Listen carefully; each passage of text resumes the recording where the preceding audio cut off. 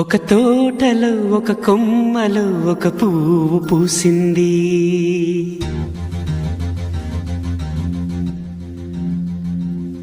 మహారాణిలా మహాలక్ష్మిలా ఆ పువ్వు నవ్వింది.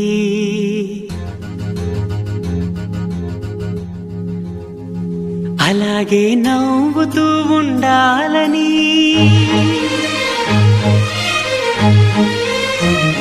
అలాగే నవ్వుతూ ఉండాలని నింగి నేల వాగు వంక చెట్టు చేమ గువగూడు ఆశీర్వదించాయి.